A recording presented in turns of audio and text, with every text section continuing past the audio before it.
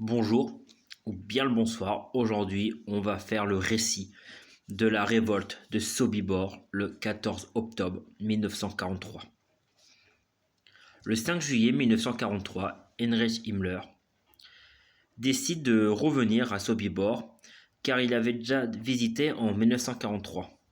Cette visite est dans le contexte de voir l'évolution du camp. Et va donner l'ordre de transformer Sobibor en camp de concentration. Sobibor se trouve en Pologne. Au cours de l'été 1943, des rumeurs ont commencé à circuler selon lesquelles Sobibor allait bientôt cesser ses activités macabres. Les prisonniers comprennent que cela signifie une mort certaine pour eux tous, puisque la dernière vague de prisonniers du camp d'extermination de Balzec avait été assassinés à Sobibor, après le démantèlement de leur propre camp. Les prisonniers de Sobibor le savaient, puisque les prisonniers de Balzec avaient cousu des messages dans leurs vêtements. Le plan avait été gardé secret, de sorte que même ceux qui étaient au courant de la révolte en connaissent peu de détails. Ayant été témoins des crimes des SS, les Sonderkommando comprennent qu'ils ne permettront pas à un seul d'entre eux de rester en vie. Ils apprennent le soulèvement des déportés à Treblinka début août et un projet de révolte se met vite en place.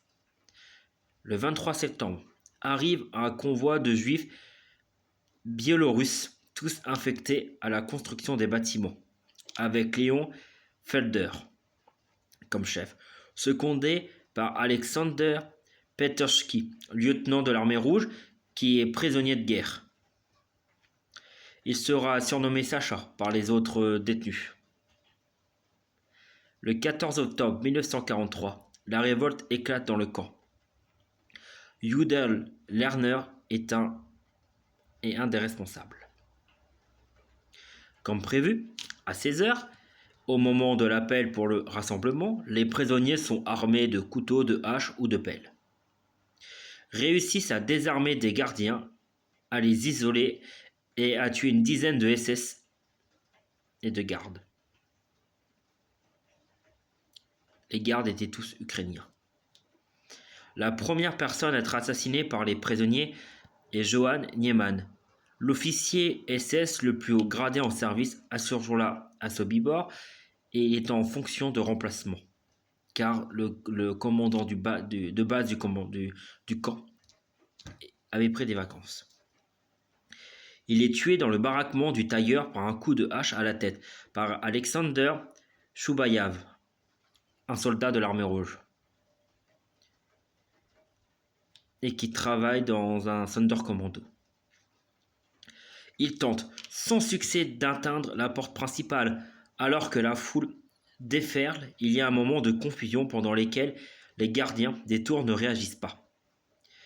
Isacek Lichtmann a rapporté avoir vu certains des SS restant se cacher, pensant peut-être que le camp était attaqué par des partisans soviétiques. Après un moment, les gardiens commencent à tirer dans la foule. Un groupe de prisonniers tente de se ruer vers la porte principale. Mais un autre officier SS tire dans la foule. Certains se dispersent, mais d'autres sont poussés en avant par la force de ceux qui sont derrière, ce qui fait tomber la porte principale. Les gardes allemands et ukrainiens ouvrent le feu.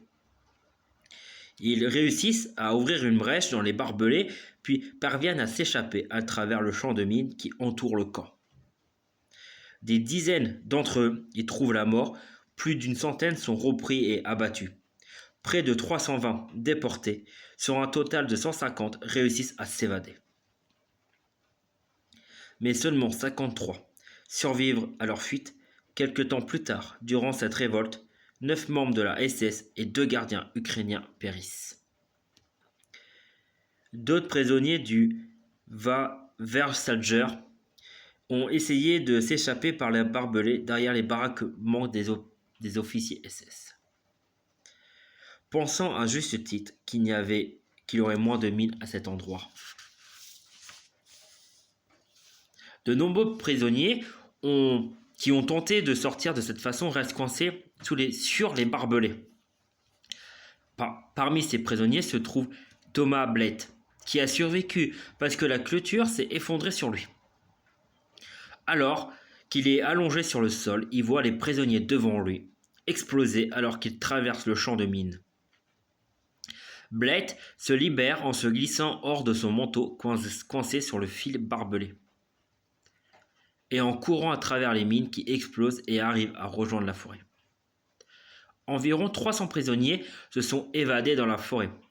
Pesterski et Felder courent eux aussi en essayant de faire sortir les prisonniers, mais environ 175 d'entre eux restent néanmoins en arrière. Immédiatement après l'évasion dans la forêt, un groupe de 50 prisonniers a suivi Pesterski. Après quelques jours, lui et 7 autres prisonniers de guerre russes sont partis, prétendant qu'ils reviendront avec de la nourriture. Au lieu de cela, ils sont partis pour traverser le Boug et reprendre contact avec les partisans. Pesterski n'étant pas revenu, les prisonniers restants se séparent en petits groupes et cherchent des chemins séparés. En 1980, Blatt a demandé à Pesterski pourquoi il avait abandonné les autres survivants. Il a répondu « Mon travail était terminé. Vous étiez des juifs polonais sur votre propre terrain. J'appartenais à l'Union soviétique et me considérais toujours comme un soldat. À mon avis, les chances de survie étaient meilleures dans des petites unités. Dire maintenant aux gens « Nous devons nous séparer » n'aurait pas marché. Vous avez vu, ils avaient suivi chacun de mes pas. Nous aurons tous péri. Qu'est-ce que j'aurais pu dire ?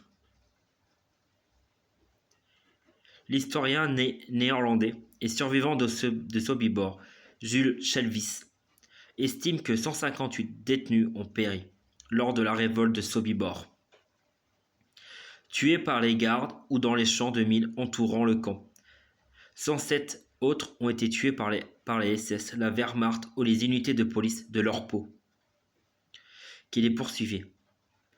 Quelques 53 insurgés sont morts d'autres causes entre le jour de la révolte et le 8 mai 1945. Une fois que les tirs ont cessé, les SS survivants sécurisent le camp. Ils tiennent en joue les prisonniers restants dans le lager 1 et exécutent tous ceux qui se cachent. Vers 20h, le cadavre de Niemann est retrouvé dans la caserne des tailleurs et Frenzel prend le commandement. Sa première entreprise est de convoquer des renforts, pensant que les prisonniers restants et craignent que les évadés ne lancent une seconde attaque.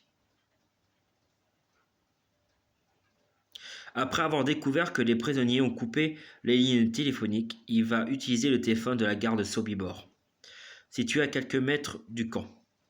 Il appelle plusieurs avant-postes SS à Lublin et à Chelm, ainsi qu'un bataillon de la Wehrmacht à proximité.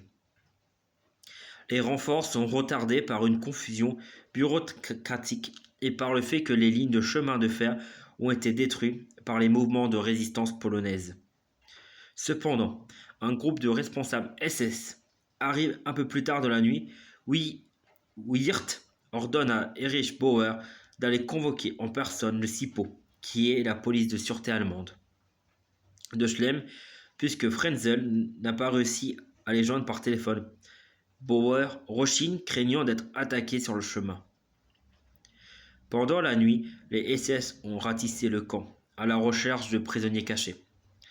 Beaucoup d'entre eux étaient armés et se sont défendus. Jakub Biskobix, sur lequel Bauer avait tiré pendant la révolte, a assisté à cette partie de fouille avant de s'échapper. Il nous dit « Jusqu'à minuit, je suis resté allongé sur la terre. J'attendais des cris et des hurlements. Venaient de toutes les directions. À minuit, j'ai entendu des coups de feu près de moi et des voix d'un Allemand qui disait « Il n'y a personne ici, ils sont partis !» Je suis arrivé au lager 4. J'ai vu la porte ouverte d'un mirador, il n'y avait personne. J'ai grimpé l'échelle de la tour et j'ai sauté dehors par-dessus les barrières et les mines. Je suis tombé sur la voie ferrée. Je me suis échappé dans la forêt.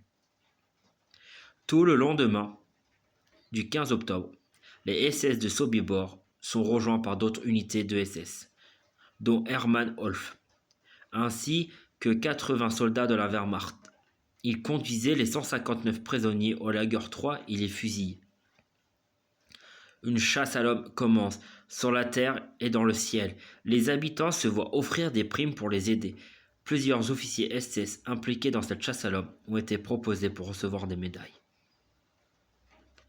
Les documents allemands survivants montrent que 59 évadés ont été capturés dans les villages voisins de Sobibor et de Rozenka les 17 et 18 octobre. Les Allemands ont récupéré des armes, dont une grenade à main. Quelques jours plus tard, le 21 octobre, une fugitive juive a été tuée par des soldats de la Wehrmacht près d'Ampol et 8 autres à Sowin.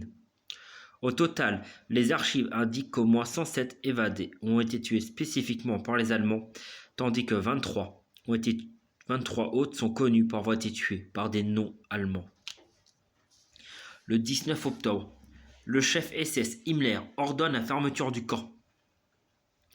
Les travailleurs juifs sont envoyés à Sobibor depuis Treblinka afin de démanteler le camp. Ils démolissent sous le commandement des SS un maximum de traces du centre d'extermination, notamment les chambres à gaz et la plupart des bâtiments du camp.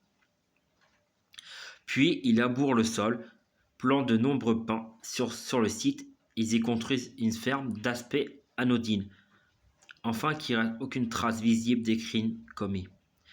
Les travaux sont terminés à la fin du mois d'octobre et tous les juifs amenés de Treblinka sont fusillés entre le 1er et le 10 novembre. Lorsque l'armée rouge découvre Sobibor en août 1944, des traces importantes du camp subsistent. Depuis, les recherches archéologiques ont découvert les fondations des chambres à gaz. Les photos prises par Niemann et léguées en 2020 par son petit-fils à l'USHMM constituent un très important éclairage sur le camp de Sobibor. En juin 2019, le dernier survivant connu de la révolte, Simjon Rosfeld, est décédé dans une maison de retraite près de Tel Aviv en Israël à l'âge de 96 ans. Seulement 50 prisonniers ayant connu Sobibor survivent à la guerre. Certains s'engageront dans la résistance polonaise pour continuer le combat. Cette révolte organisée fut l'un des 3 qui éclatèrent dans les centres d'extermination, avec celle de Treblinka le 2 août 1943 et celle du Sonderkommando de Birkenau le 7 octobre 1944. Les responsables nazis redoutent que la nouvelle se répande, à la fois informant de l'insurrection mais également de l'existence du camp d'extermination. Mais la résistance polonaise l'apprend et informe rapidement les alliés de cette révolte. On peut conclure que c'est l'armée de l'URSS qui vont libérer tous les camps de concentration. Je vous souhaite une bonne fin de soirée. À très bientôt.